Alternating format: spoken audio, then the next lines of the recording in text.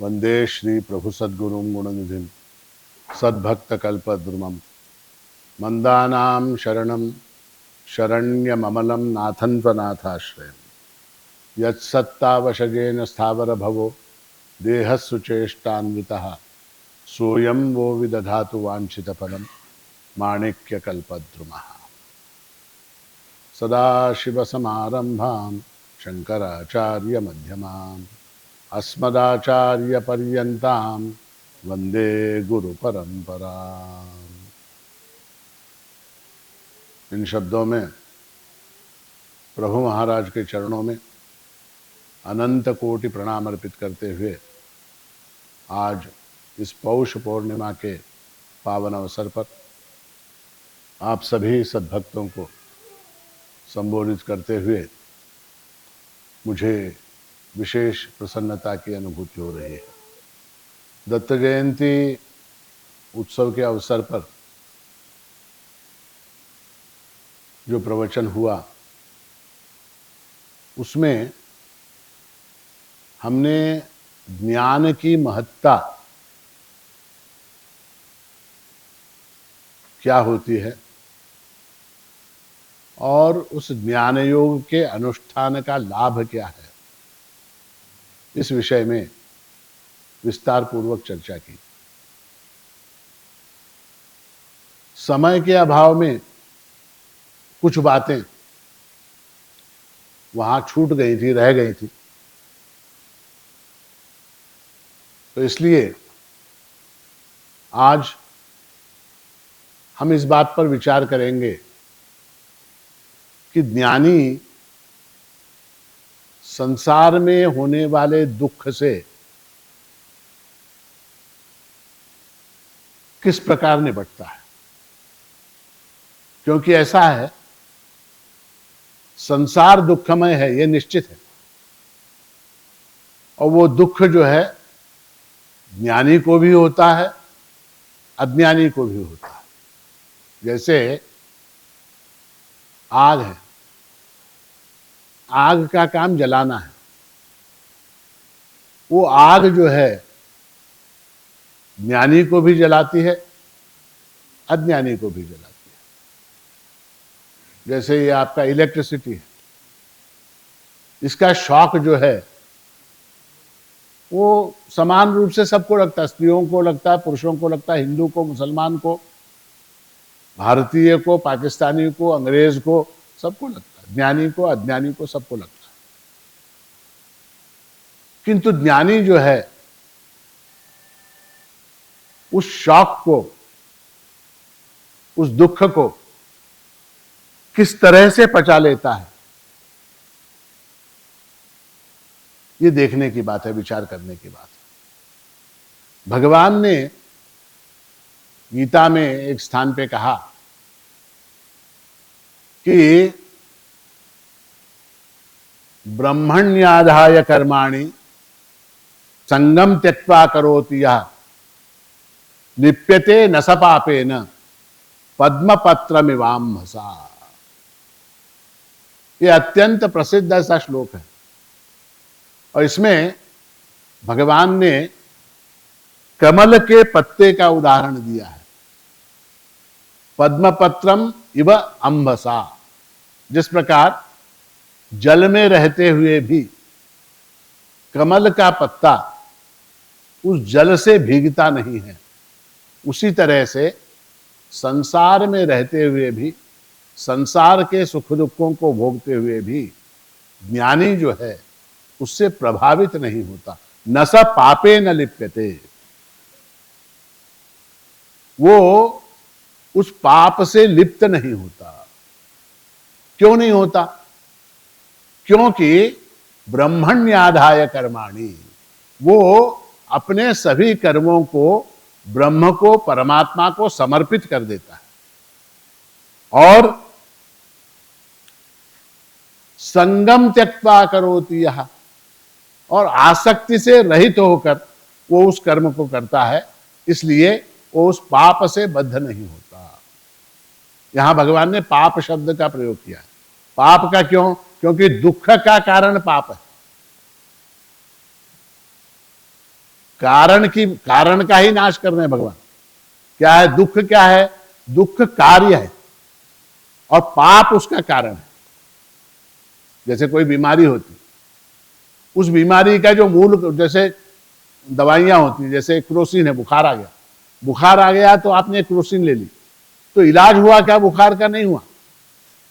Paracetamol जो है, गोली जो दवा है, वो दवा क्या करेगी? आपके बुखार को दबा देगी, किंतु बुखार का, ज्वर का समूल नाश नहीं करेगी। तो ज्वर का जो कारण होगा, ज्वर का जो मूल कारण होगा, कोई बैक्टीरिया होगा, कोई वायरस होगा, कोई इन्फेक्शन होगा, जो भी होगा, उसका इलाज एंटीबायोटिक से जब होता है तो कहते हैं कि समूल नाश हो गया उसका। तो दुख का कारण क्या है? तो पाप है। उस पाप से अगर मुक्ति हो गई तो दुख से मुक्ति होगी। और इसलिए भगवान कहते हैं ब्रह्मण्यादाय कर्माणि संगम त्यक्त्वा करोति यः लिप्यते न स पापेन पद्मपत्रमिवाम्भसा। तो ज्ञानी इस शौक को, इस संसार के इस दुख को, संसार में रहते हुए भी किस तरह से उसका मुकाबला करता है, और वो देख के हमको उसी तरह से करना है। ऐसा है इतिहास अगर आप देखें तो आपने पढ़ा होगा, देखा होगा, सीरियल्स में, टीवी में, इधर उधर भी देखा होगा कि अनेक स्वतंत्रता सेनानी, बड़े बड़े स्वतंत्रता सेनानी, उनको अंडमान की जेल में रखा गया, अंडमान की जेल में रखा गया, और काला पानी की सजा उसको कहते थे। और वहां अत्यंत पीड़ा, कष्ट, मतलब तेल निकालने का जो घाना होता है, जिसको कोलू कहते हैं, उस कोलू में इनको बांध के तेल निकाला जाता था, बर्फ की सिल्ली के ऊपर लिटाकर चाबुक से, हंटर से मारा जाता था। तो इनको दुख नहीं होता था क्या? इन सेनानियों को दुख होता था, इनको दुख होता था, शरीर में पीड़ा होती थी, किंतु फिर भी जो है वो जैसे जैसे मार खाते थे वंदे मातरम बोलते थे, जैसे जैसे मार खाते जाते थे वंदे मातरम बोलते जाते थे। तो उस दुख को सहन करने की शक्ति उनके पास कहां से आई? कैसे आई? वेदांत की दृष्टि से जब हम विचार करते हैं तब हम ये पाते हैं कि व्यक्ति जब अपने अहम का विस्तार कर लेता है, जब अपने अहम का विस्तार कर लेता है, तो उस समय संसार के दुख जो हैं वो बहुत छोटे हो जाते हैं। अब क्या है? अब दुख बड़ा है। अब क्या है? दुख बड़ा है और मैं छोटा हूं। मैं अगर अपने आप को बड़ा कर लूं, मैं अपने आप को बड़ा कर लूं, तो फिर मेरी दृष्टि में मैं बड़ा हो जाऊंगा, दुख छोटा हो जाएगा। जैसे अभी अंडमान की बात कर रहे थे, स्वतंत्रता सेनानी, अगर वो व्यक्ति जो भी था, मान लीजिए सावरकर, मैं सावरकर हूं ऐसा अगर मानते तो उनको अत्यंत पीड़ा होती, अत्यंत दुख होता। उन्होंने क्या माना अपने आप को? मैं भारतीय हूं। मैं क्या हूं? मैं भारतीय हूं। अहम का विस्तार हो गया। व्यक्ति, उसका नाम, उसका शरीर, उसका कुल, उसका गोत्र, उसका देह, उससे भी आगे चल के विस्तार कर लिया उन्होंने अपना, कि मैं भारतीय हूं। उसी तरह से मैं भारतीय हूं। उसके बाद जो है सोचा मैं एशियाई हूं, और बड़ा हो गया। मैं मनुष्य हूं, और बड़ा हो गया। मैं जीव हूं, और बड़ा हो गया। और अंततः मैं ब्रह्म हूं, उस सबसे बड़ा हो गया। वो अकबर बादशाह की कहानी आपको मालूम है कि अकबर बादशाह ने एक लाइन खींची, अकबर बादशाह ने एक लाइन खींची और बीरबल से कहा कि इसको हाथ मत लगाओ, इसको छोटा करके बताओ, इस लाइन को छोटा करो। कैसे छोटा करेंगे हाथ न लगाते हुए? तो बीरबल ने क्या किया, उसके नीचे एक दूसरी लाइन खींची जो उस पहले वाली लाइन से बड़ी थी। उस छोटी लाइन से जब ये बड़ी लाइन बड़ी हो गई तो वो ऑटोमेटिकली छोटी हो गई। इसको हमारे वेदांत में अभिभव कहते हैं। अभिभव, अभिभव, अभिभव यानी क्या? अभिभव शब्द का अर्थ है किसी वस्तु के होते हुए भी उसके अस्तित्व को अत्यंत छोटा बना देना। जैसे अब इस समय दोपहर के 12:10 हो रहे, दोपहर के 12:10 हो रहे। आप बाहर जाइए, आसमान में देखिए, आसमान में आपको तारे नजर आते हैं क्या? तारे नजर आते नहीं, तारे नजर नहीं आते।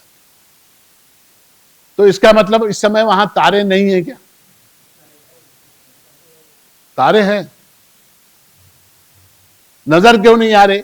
इसलिए नजर नहीं आ रहे क्योंकि सूर्य के प्रकाश के कारण उनका अभिभव हो गया, वो छोटे हो गए। सूर्य का प्रकाश इतना अधिक है कि उस प्रकाश में वो तारों का प्रकाश जो है वो बहुत मामूली हो गया, है ना? तो उसको अभिभव कहते हैं। तो वो होता है, तारा नहीं है ऐसी बात नहीं, तारे हैं। दुख नहीं है ऐसी बात नहीं है, ज्ञानी को भी दुख है, किंतु वो अपने अहम का विस्तार इतना कर लेता है कि उसके अंदर वो दुख जो है बहुत छोटा नजर आना, छोटा होने से उसका प्रभाव कम हो जाता है। जैसे रोजमर्रा का उदाहरण आप लीजिए, आपने एक तरकारी बनाई, एक भाजी बनाई, और भाजी बनाने के बाद जैसा कि अक्सर करते हैं लोग, महिलाएं जो है कोई चीज बनाने के बाद नमक वगैरह ठीक है या नहीं, वो छोटी सी चम्मच में थोड़ा सा लेके देखते हैं। अब देखा आपने कि उसके अंदर नमक बहुत ज्यादा है। नमक क्या है? बहुत ज्यादा नमक। अब उस नमक को कम कैसे करें? ऐसा तो नहीं है कोई सिरिंज डाल के आप नमक को निकाल सकते। भाजी के अंदर नमक ज्यादा हो गया, अब नमक को कैसे निकालेंगे? क्या करेंगे? उसके अंदर और पानी डालना, और पानी डालना, और पानी डालना। अब क्या किया उस महिला ने? नमक ज्यादा हो गया, घबरा के उसने खूब पानी डाल दिया उसके अंदर। अब जो है फिर से देखा टेस्ट, आता कैसा झालंय बघू। अब टेस्ट करके देखा तो नमक ही नहीं है उसमें। अब उसके अंदर ह्याच्यात मीठच नहीं, नमक ही नहीं है उसमें। तो नमक गायब हो गया क्या? नहीं, नमक है, नमक उसके अंदर है, किंतु जल की मात्रा इतनी अधिक हो गई, वो रसेदार बन गई भाजी। उसके अंदर इतनी जल की मात्रा हो गई कि नमक जो है होते हुए भी उसका अस्तित्व जो है हमारे अनुभव में नहीं है। समझ में आई बात? तो इसलिए अपने अहम का विस्तार करना, अपने अहम का अगर हम विस्तार करेंगे तो फिर जो है वो दुख जो है हमको प्रभावित नहीं कर सकता।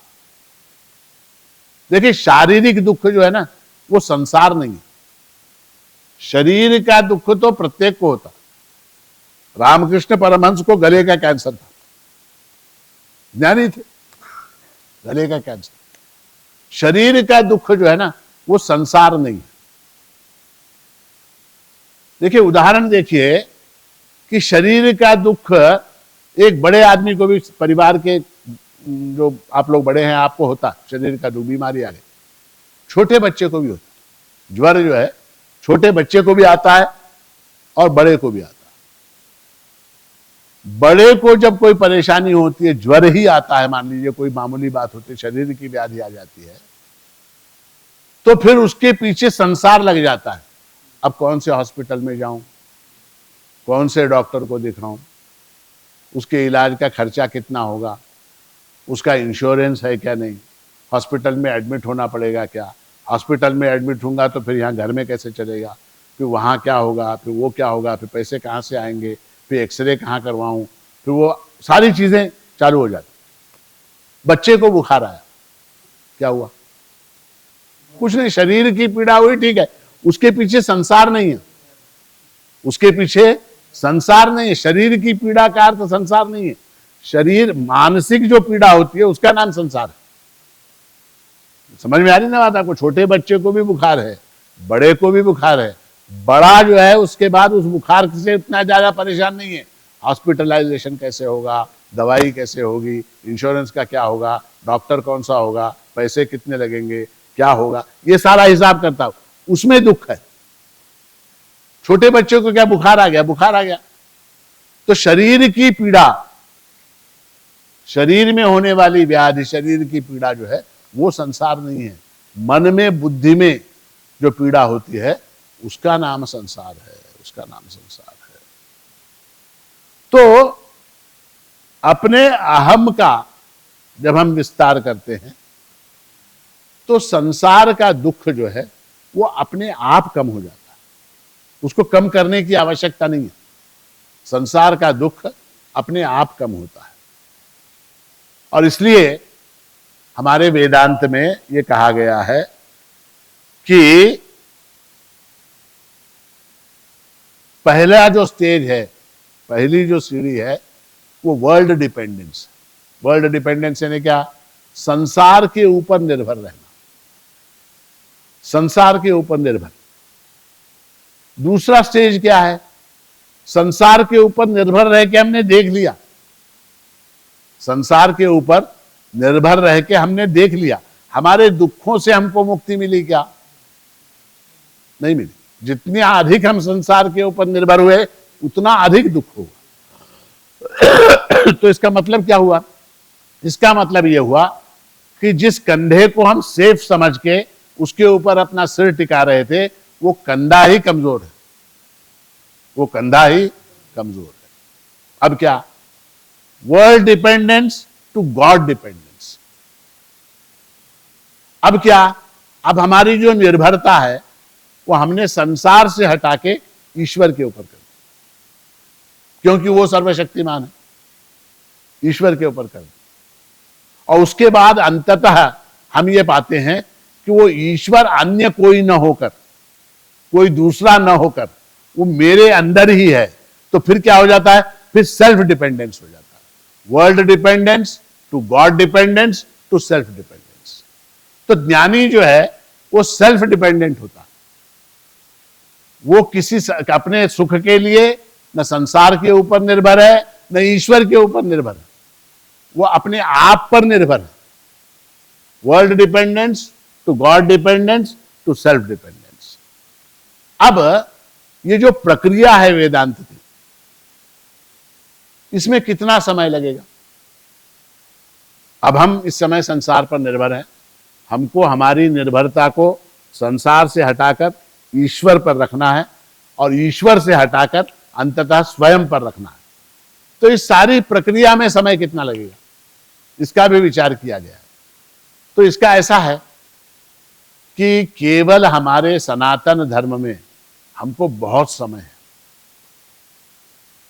बाकी के जितने धर्म हैं, बाकी के जितने दर्शन हैं, उन सब में एक ही जन्म है, एक जन्म।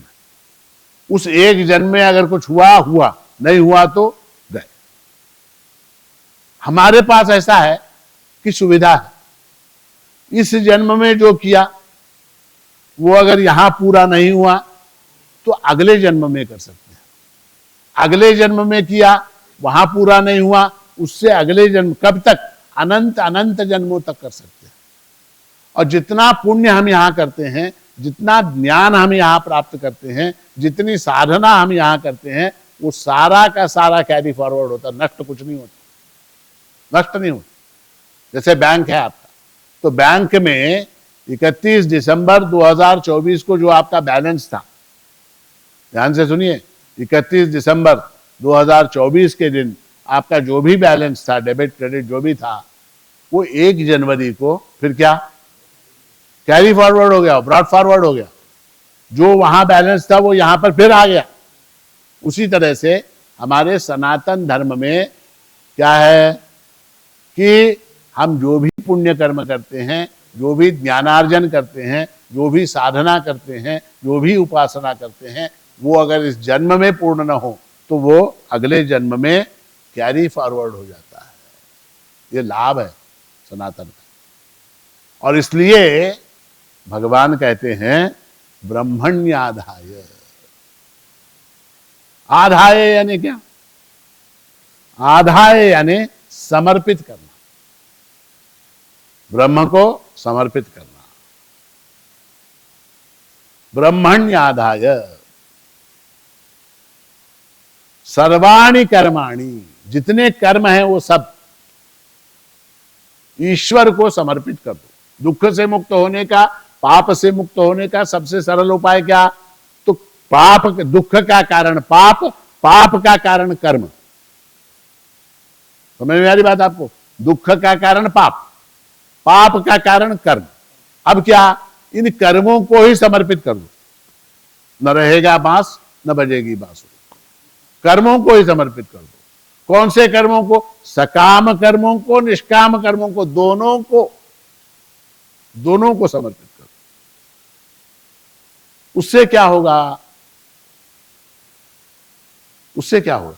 उससे कर्म का जो बंधन है और कर्म से होने वाले जो पाप हैं उनसे हमारी मुक्ति हो जाती है। इसीलिए भगवान शंकराचार्य जो हैं विवेक चूड़ामणि में कहते हैं कि चित्तस्य शुद्धये कर्म, चित्त की शुद्धि के लिए कर्म है। तो अब देखिए, अब ऐसा है कि कर्म में और कर्म योग में भेद है। कर्म में और कर्म योग में भेद है। भेद क्या है? कर्म यानी कोई भी क्रिया, कर्म शब्द का अर्थ है क्रिया, कोई भी क्रिया। वो कायिक हो सकती है, वो वाचिक हो सकती है, वो मानसिक हो सकती है, बौद्धिक हो सकती है। कर्म शब्द का अर्थ क्रिया है। और कर्म योग शब्द का अर्थ, जब वो क्रिया ईश्वरार्पण बुद्धि से की जाए तब वो कर्म योग हो जाता है। कर्म को जब ईश्वरार्पण बुद्धि से हम करते हैं तब वो कर्म योग हो जाता है। तो कर्म को कर्मयोग में परिवर्तित करने के लिए क्या क्या करना पड़ेगा? तो सबसे पहली बात यह है, ब्रह्मण्याधाय कर्माणि। कर्म को ईश्वर को समर्पित कर देना चाहिए। पहली बात, जब हम कर्म को ईश्वर को समर्पित कर देते हैं तब वो कर्म कर्म योग बन जाता है। यद्यत् कर्म करोमि तत्तदखिलम शंभो तवाराधनम। ये तो पहली बात हो गई कि कर्म को कर्मयोग में कैसे बदलें। तो ईश्वर को समर्पित कर दे तो वो कर्म जो है कर्मयोग हो जाता है। दूसरी बात क्या? दूसरी बात ये कि ईश्वरार्पण होने के कारण उस कर्म की जो क्वालिटी है उसमें सुधार, निखार आ जाता है उसके लिए। समझ में आई बात आपको?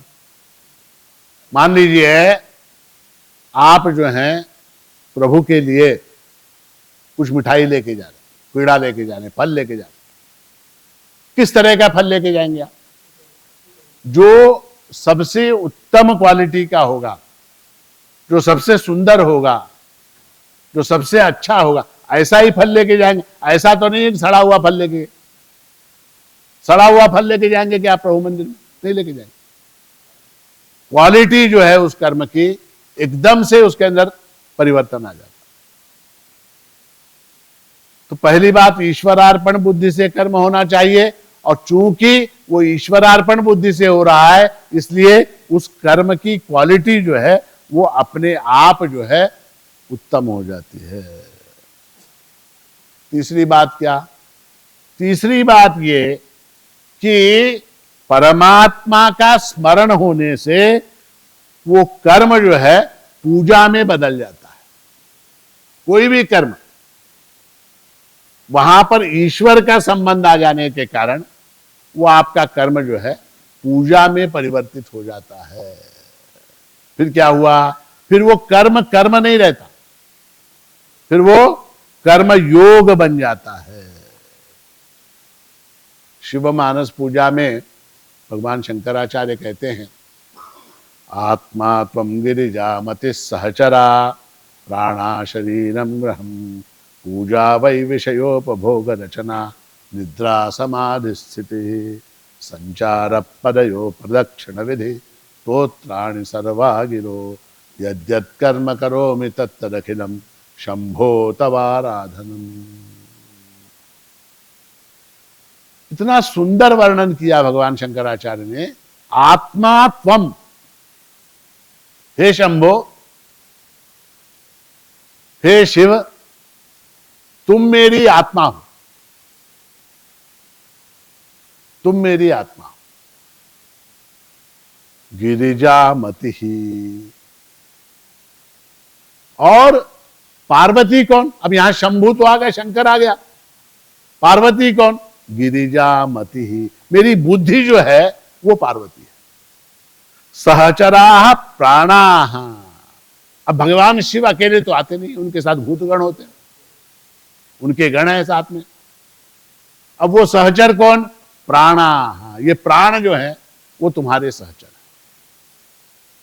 अच्छा, भगवान शिव को रहने के लिए जगह चाहिए। शरीरम ग्रहम, भगवान शिव कहां रहते? शरीरम ग्रहम, ये शरीर जो है वो उनका रहने का घर हो गया। पूजा ते विषयोपभोग रचना, अब पूजा, अब भगवान शिव आ गए यहां पर, अब उनकी पूजा कैसे?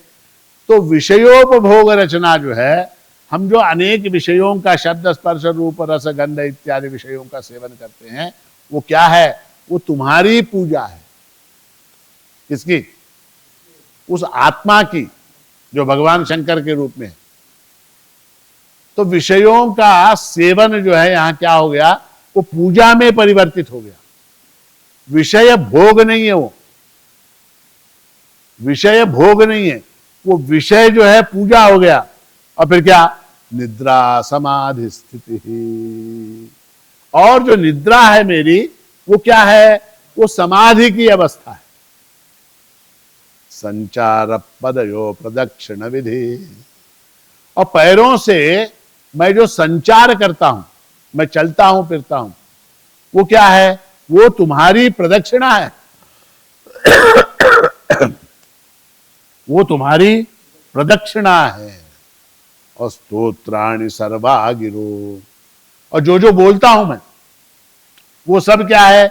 वो सब तुम्हारा स्तोत्र है, तुम्हारा स्तवन है, तुम्हारा गुणगान है। यद्यत् कर्म करोमि तत्तद अखिलम, जो जो कर्म मैं करता हूं वो सारा, तत्तद अखिलम, वो सारा कर्म शंभो तवाराधनम, हे शंभो, वो तुम्हारा आराधन है।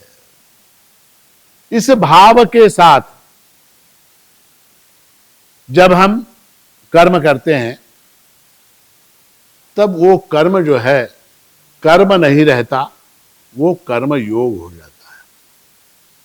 कर्म योग हो जाता है। जैसे भंडार खाने में भोजन बनता है, आपके घर में भी भोजन बनता है, वही दाल चावल सब्जी रोटी वही, किंतु भंडार खाने में जो भोजन बनता है उसको प्रसाद कहते हैं, और आपके घर में जो भोजन बनता है उसको भोजन कहते हैं। क्या फर्क है? क्या फर्क है? वो प्रसाद क्यों, ये भोजन क्यों? इसलिए क्योंकि वो भोजन जो है वो प्रभु को निवेदित करने के बाद वो अन्न जो है प्रसाद के अंदर परिवर्तित होता है। उसी तरह से कर्म जो है, जब हम परमात्मा को निवेदित कर देते हैं तो परमात्मा को निवेदित करने के बाद वो कर्म कर्म नहीं रहता, वो कर्म योग बन जाता है। उसका फल क्या होगा? योग का जो फल है वो फल होगा, कर्म का फल नहीं होगा उसको। समझिए, बड़ी बारीक बात मैं आपको बता रहा हूं। उस कर्म का फल कर्म फल नहीं होगा, कर्म योग का फल होगा। कर्म योग का फल क्या है? चित्त शुद्धि है। कर्म का फल क्या है? पुण्य पाप। कर्म के फल में और कर्म योग के फल में बड़ा अंतर है। कर्म के फल के रूप में हमको सुख दुखों की प्राप्ति होती है, पाप पुण्य की प्राप्ति होती है, और कर्म योग के फल के रूप में क्या फल है? तो चित्त की शुद्धि है, चित्त की शुद्धि है। तो अब जो है ये जो कर्मों का फल हमको प्राप्त होता है उनके विषय में थोड़ा सा विचार करेंगे। कि कर्म फल के प्रति हमारा एटीट्यूड क्या हो। हमने कर्म किया, उसका फल हमको प्राप्त हुआ, उस फल के प्रति हमारा एटीट्यूड, हमारा रवैया वो क्या होना चाहिए। तो कर्म दो तरह के हैं, एक को कहते हैं निष्काम कर्म, दूसरे को कहते हैं सकाम कर्म। निष्काम कर्म में हमको फल की कामना ही नहीं है। जो निष्काम कर्म होता है उसमें फलेच्छा रहित ऐसा कर्म होने के कारण उसका फल मिले न मिले उसकी हमको कोई चिंता ही नहीं। ठीक है, तो निष्काम कर्म के मामले में फल की चिंता करने की आवश्यकता नहीं। और सकाम कर्म के विषय में, सकाम कर्म के विषय में जो भी फल मिलता है उसको, जैसा मैं अनेक बार बता चुका हूं, प्रसाद बुद्धि से अगर स्वीकार किया जाए तो फिर वो सकाम कर्म का फल जो है वो प्रसाद होने के कारण फिर जैसा भी हो जो भी हो उसको प्रसन्नता पूर्वक स्वीकार करना चाहिए।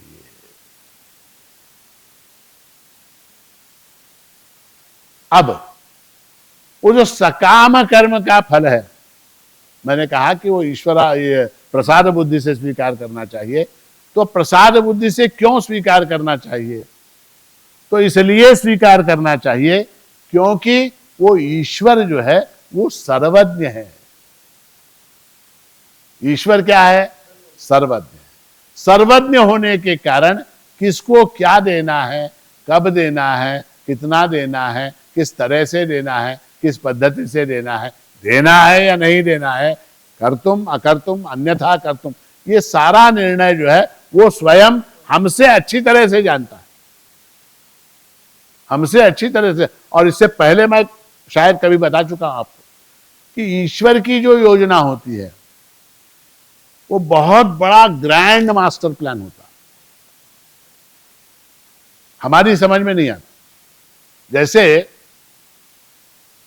मान लीजिए कहीं एक डैम बन रहा, एक डैम बन रहा, अब वो डैम बनता है, उसके अंदर कई वृक्ष काटे जाते हैं, उसके अंदर कई लोगों के मकान डूब जाते हैं, कई लोगों के घर चले जाते हैं, कई गांव शहर डूब जाते हैं, फिर उनको रिलोकेट करना पड़ता है, फिर उनको हटाना पड़ता है, कई लोगों के खेत चले जाते हैं। तो जिसका घर उसमें चला गया डैम के अंदर, या जिसका खेत चला गया डैम के अंदर, उसको बड़ा दुख होता है, उसको बड़ा। परंतु सरकार जो है प्रयत्न करती है उसको कुछ कंपनसेशन दे दिया जाए, उसको कुछ मुआवजा दिया जाए, उसको रिलोकेट किया जाए, ऐसा प्रयत्न सरकार करती है। किंतु उसके अंदर जो है योजना क्या है? योजना यह है कि एक संपूर्ण राज्य को, राज्य के आधे हिस्से को जो है सिंचाई की सुविधा प्राप्त होगी। तो उसमें मुख्यतः मूलतः जो है वो जनता के कल्याण के लिए वो है डैम का प्रोजेक्ट, आपको विस्थापित करने के लिए नहीं। उसके अंदर उद्देश्य क्या है? विस्थापित करना उद्देश्य नहीं है, जनता का, किसानों का, खेती का, एग्रीकल्चर का लाभ हो, लोगों को खेतों में पानी पहुंचे, सिंचाई हो, धान्य की पैदावार हो, इस उद्देश्य से डैम बनाया जाता है। अब उसके अंदर जो है कुछ पेड़ कट जाते हैं, कुछ घर निकल जाते हैं, कुछ डूब जाते हैं, कुछ ये हो जाते हैं, विस्थापित हो जाते हैं कुछ लोग। तो एक ग्रैंड डिजाइन होता है सरकार का, एक बड़ा मास्टर प्लान होता है। उसी तरह से परमात्मा का भी एक बहुत बड़ा प्लान है, बहुत बड़ा मास्टर प्लान है। और वो परमात्मा कैसा है कि वो सुहृद है, प्राणियों का सुहृद है। सुहृद यानी क्या? कारण न रहते हुए कल्याण करने वाला, बिना किसी कारण के कल्याण करने वाला वो परमात्मा है।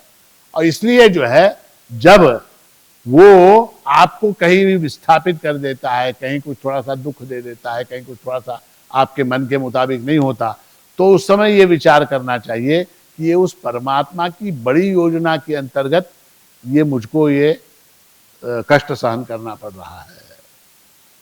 तो ऐसा जब हम मानेंगे तो फिर क्या हो जाएगा? फिर मेरे अहम का विस्तार हो जाएगा। मूल बात क्या है? अहम के विस्तार की है। जितना मैं अपने आप को छोटा मानूंगा उतना ज्यादा दुख होगा। वेदांत का सिद्धांत है। इसलिए महाराज जिमी जीव बुद्धि ही त्यागा, मी देह बुद्धि ही त्यागा, जा सच्चिदानंद परिलागा। उसमें क्या है? उसमें ये कि अपने आप को जो तुम छोटा मान रहे हो उसके कारण दुख है, अपने आप को छोटा मान रहे हो उसके कारण दुख है। जैसे ही तुमने अपने आप को बड़ा बनाया, दुख समाप्त हो जाता, सीधी बात। तो इसलिए ईश्वर जो है सर्वज्ञ है, सर्वशक्तिमान है, दयालु है और प्राणियों का सुहृद है। सुहृद होने के कारण जो है परमात्मा कभी किसी का अकल्याण नहीं कर सकता। सीधी बात है, सिंपल लॉजिक है। परमात्मा प्रभु जो है वो कभी भी किसी का भी अकल्याण नहीं कर सकता। क्यों नहीं कर सकता? क्यों नहीं कर सकता? इसलिए नहीं कर सकता क्योंकि उसने अगर किसी का अकल्याण कर दिया तो फिर उसकी प्रभुता पर प्रश्न खड़ा हो जाता है, उसकी भगवत्ता पर प्रश्न खड़ा हो जाता है, उसके ईश्वरत्व पर प्रश्न खड़ा हो जाता है। ये कैसा ईश्वर है? हाँ, इसका अच्छा किया, उसका बुरा किया, ऐसा नहीं कर सकता हूं। अगर उसने ऐसा किया तो फिर वो भगवान ही नहीं है, फिर वो भगवान कहलाने के लायक नहीं है, प्रभु कहलाने के लायक नहीं है। तो क्या हुआ? तो वो किसी का अकल्याण नहीं कर सकता, कर ही नहीं सकता। तो इसलिए उसका जो निर्णय है वो हमारे कल्याण के लिए ही है। इस बात को हमेशा ध्यान में रखेंगे तो कर्म फल के प्रति जो हमारी आसक्ति है, इसलिए भगवान ने संगम त्यक्त्वा करोति यः, कर्म फल के प्रति हमारी बड़ी आसक्ति है कि मैंने ये कर्म किया, इसका मुझे अमुक फल मिलना ही चाहिए, इसके प्रति बड़ी आसक्ति है। उस आसक्ति के कारण दुख है। एक तो एंजाइटी है, एंजाइटी है, एक कर्म किया, अब जब तक उसका वो अमुक फल जो इच्छित फल है वो जब तक प्राप्त न हो तब तक चिंता बनी रहती, तब तक दुख बना रहता। तो इसलिए भगवान कहते संगम त्यक्त्वा, आसक्ति जो है उसका त्याग कर दो। इस बात पर भरोसा रखो कि मैं तुम्हारा कल्याण ही करूंगा। अच्छा, आप लोगों में से किसके किसके ऑपरेशन वगैरह हुए? स्टंट, बाईपास, ऐसा वैसा कुछ आपका हुआ? और किसका? और किसका? अब देखिए, आप जब आप किसी डॉक्टर के पास जाते हैं, हार्ट स्पेशलिस्ट के पास, और स्टंट, बाईपास वगैरह जो भी हार्ट का ऑपरेशन वगैरह करते हैं, तो उस समय आपका उस डॉक्टर के ऊपर पूर्ण विश्वास होता है कि नहीं? पहली बात, पूर्ण विश्वास, संपूर्ण विश्वास। डॉक्टर, न केवल आपका विश्वास, आपकी पत्नी का भी विश्वास हो, आपके बच्चों का भी विश्वास हो, डॉक्टर साहब ये करते इसलिए चांगलं करते। अब डॉक्टर जब आपका ऑपरेशन करता है, आपको उसके ऊपर टेबल के ऊपर लिटा देता है और आपका हार्ट जो है निकाल के, कभी कभी तो निकाल के बाहर रख के भी उसको रिपेयर करके फिट करते हैं, तो इतना सब कुछ करता है। उस समय आपको एनेस्थीसिया दिया जाता है, दिया जाता है कि नहीं? क्यों? क्यों? क्योंकि जब वो डॉक्टर आपका हार्ट निकाल रहा है उस समय आप गड़बड़ ना करें, है ना? गड़बड़ करता है कि नहीं आदमी? हाँ, एक, अरे वो कांटा चुभ जाता है, कभी कभी, कभी कभी क्या हो जाता है, कांटा चुभ जाता है। जब कांटा चुभता है तो उस समय किसी मित्र को, किसी को बुला लेते हैं, अरे बगरे मेरा कांटा टोस ले, कांटा टोस ले। उस समय वो क्या करता है, पिन लेके उसको कांटे को निकालने की कोशिश, थाम थाम थाम थाम थाम, तू हाथ नहीं करते, थाम थाम, इतना कांटा निकालते, थाम थाम थाम करते, ये तो हार्ट निकाल रहा है बाहर, कितना हल्ला मचाएगा वो गड़बड़ ना करे, इसलिए उसको एनेस्थीसिया। जब एनेस्थीसिया दे देते हैं उसके बाद वो मुर्दे की तरह पड़ा रहता है। उसका हार्ट निकालो, काटो, छेदो, उसको ड्रिल करो, वो ये तो हार्ट वाले तो ठीक है, वो अपने कौन से वो हड्डी वाले क्या बोलते हैं उनको, ऑर्थोपेडिक, वो ड्रिल मशीन लेके गिर करके छेद डालते हड्डी में, हाँ हड्डी में छेद डाल के फिट करते, नट बोल्ट कर देते, प्लेट लगा देते, कुछ भी करते वो लोग, भरोसा नहीं उनका।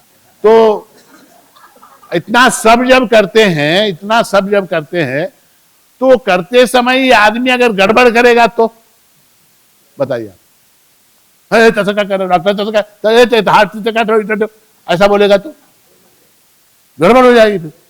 फिर इसलिए जो है एनेस्थीसिया दे देते, और एनेस्थीसिया दे देने के बाद जो है वो 4 घंटे 5 घंटे 6 घंटे मुर्दे की तरह पड़ा रहता है, डॉक्टर कुछ भी करे कुछ फर्क नहीं पड़ता। ठीक है, तो कर्मयोग जो है, भक्ति योग जो है, वो एनेस्थीसिया है।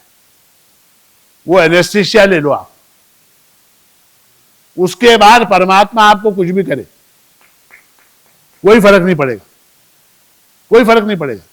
फिर जब आप होश में आओगे तो पाओगे कि एवरीथिंग इज ओके। प्रॉब्लम कहां है? प्रॉब्लम आप उसको करने ही नहीं देते। प्रॉब्लम जो है कहां होती है, वो परमात्मा बेचारा आपका काम कर रहा है, उसको आप करने नहीं देते ठीक से, बीच बीच में हल्ला मचाते, बीच बीच में हल्ला मचाते, थोड़ा सा कुछ ऐसा हो गया सीधे भागे प्रदक्षिणा। क्या है प्रदक्षिणा? क्या है? वो डिस्टर्बेंस है। जप अनुष्ठान पारायण असं झालं, अरे क्या हुआ? वो जो है ना, वो हल्ला मचाना है। वो हल्ला मचाने के कारण फिर डॉक्टर भी कभी कभी उसके हाथ कांपने लग जाते, इधर का हार्ट इधर लगा देगा, इधर का हार्ट इधर लगा देगा। तो इसलिए मजाक की बात अलग है, कहने की बात यह है कि जिस तरह से ऑपरेशन के समय डॉक्टर जो है वो एनेस्थीसिया दे देता है, आपको बिल्कुल शांत कर देता है, उस तरह से आपको क्या करना है, स्वयं एनेस्थीसिया ले लेना है, स्वयं ही।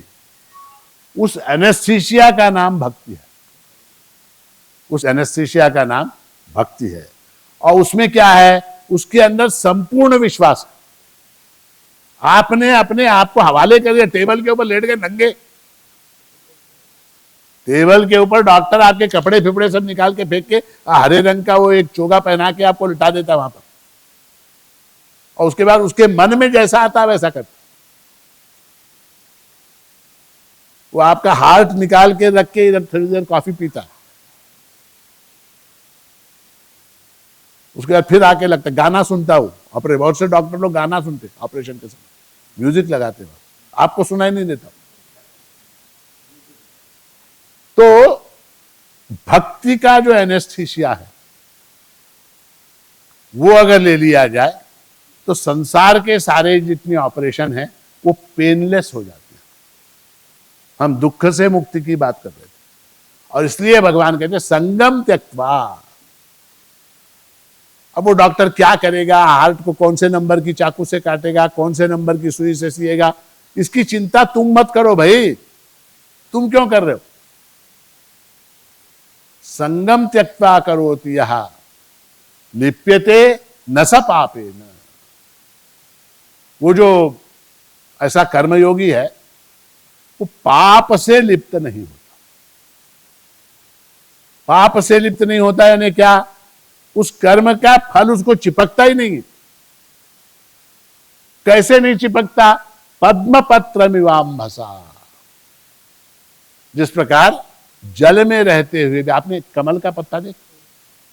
कमल का पत्ता, वो कमल का पत्ता जो है जल में रहते हुए भी पानी से भीगता नहीं। उसके ऊपर आप एक गिलास पानी भी डाल दोगे, सारा पानी ऑटोमेटिकली निकल जाएगा, वो फिर जैसा का वैसा रहता है। तो ये बड़ा सुंदर उदाहरण भगवान ने चुना, पद्मपत्रमिवाम्भसा, पद्मपत्र की भांति, पद्मपत्रम इव, पद्मपत्र की भांति, अम्भसा, जल के अंदर जो कमल का पत्ता है वो जिस तरह से भीगता नहीं है उस जल से, या कीचड़ के अंदर कमल रहते हुए भी कीचड़ से कमल पत्र जो है वो मलिन नहीं होता, उस तरह से इस दुख रूपी संसार के अंदर रहते हुए भी जो कर्मयोगी है, जो भक्ति योगी है, वो उस दुख से लिप्त नहीं होता, उस पाप से लिप्त नहीं होता। क्यों नहीं होता?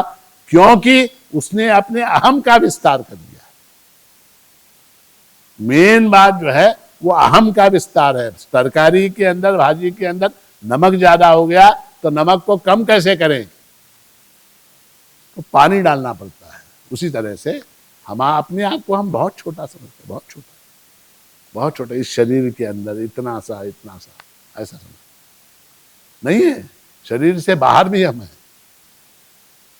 शरीर से बाहर भी हम हैं, मन से बाहर हैं, बुद्धि से बाहर हैं, बुद्धि से अतीत हैं। किम बहुना परमात्म स्वरूप से ऐक्य पाए हुए हम लोग ऑलरेडी हैं, फिर भी अपने आप को लिमिटेड करते। देखिए गंगा का जल है, कहते हैं कि गंगा का जल जो है वो कभी भी सड़ता नहीं है, दुर्गंध नहीं आती उसके, ठीक है।